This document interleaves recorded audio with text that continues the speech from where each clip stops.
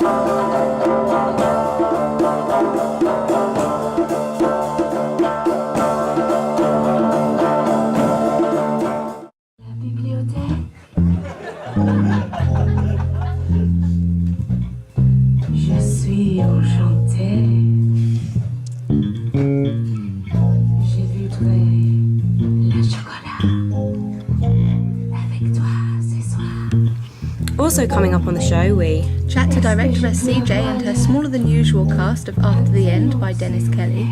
We meet the young and already successful playwright Emily Hollyoake and her cast of her debut pantomime Prince Colin. We take some time in the studio with postgrads Lauren and Simony to talk about their audition workshops. And last but not least, we try to recapture that beautiful day of Drama Olympics on Flower Pot Fields. My name's CJ. I'm doing After the End by Dennis Kelly this term 3, second year.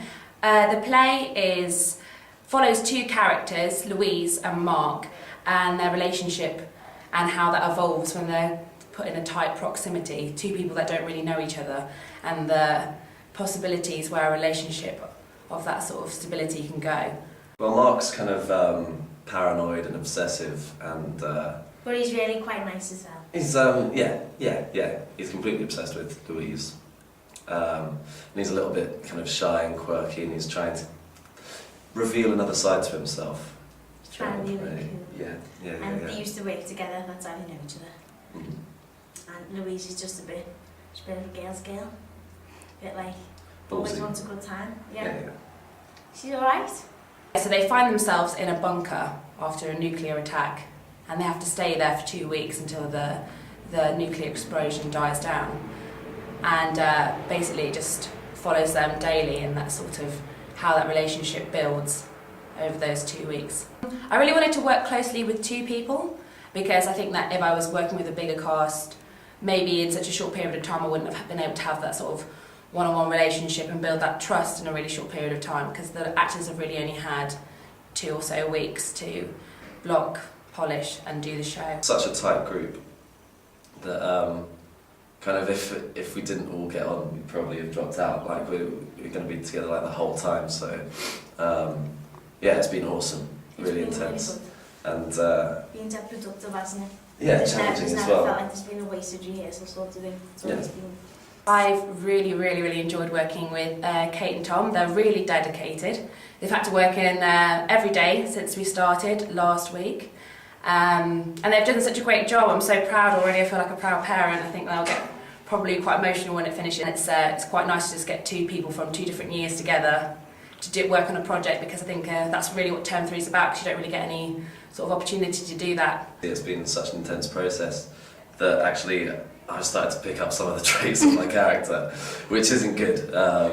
Which isn't good at all. Like, not a private joke, but yeah, no, it's not a good thing. After the End by Dennis Kelly. It's £2 for drama students, £3 for non-drama students, and it will be on Friday the 20th of May and Saturday the 21st of May, 5:30. I'm here with Emily Holyoke, the writer of The Many and Varied Adventures of Prince Colin pantomime, and she's in fact now the co-director of this play as well. So Emily, what made you decide to write a play? Well, Colin is from a couple of years ago from my AS drama, and I was doing A-level drama by myself, so I had to write a play by myself.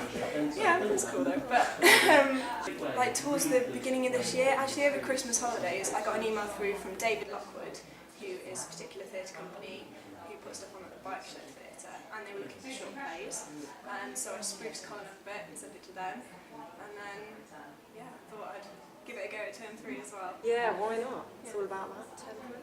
And where did your inspiration for Prince Colin come from? A little bit from Stephen Sondheim's Into the Woods, the kind of alternative take on fairy tales and perhaps not quite having a happy ending. So a little bit from there, but also just me and my friends, because when I wrote it I had to take cast members from my friends who were in the drama club at my school, so they're based on what I knew they would play a little bit, and Colin is based on the tiny bit rubbish diddy side of me. Don't do yourself down. And this is really exciting because it was actually performed at the Bike Sheds on your birthday. On my birthday. On the 22nd and 23rd of February, Yeah. earlier this year. The Bike Sheds, for those of you who don't know, is actually opposite Rococo's. So you've all been to Rococo's, we all know what that is.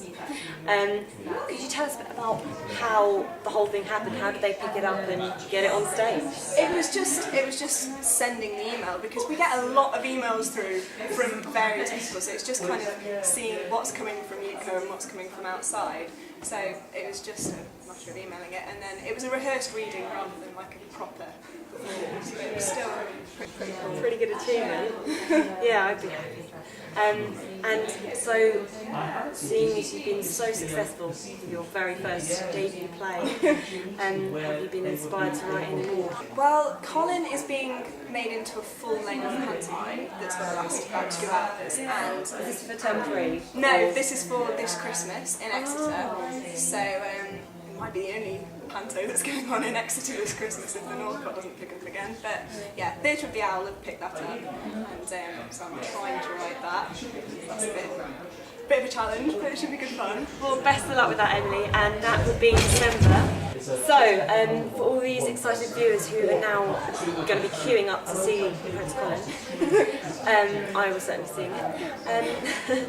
Could you tell us where, when, and how much they'll be paying if it's all? Okay, it is on 21st and 22nd of May, so that's next Friday and Saturday, so no time at all. It's on in RS2, and I think it's £2 for admissions, £1 concession, so... Bargain. Yeah. I'm there, so are you. Oh my god, crazy stuff going on there. I think you better run back to your cast.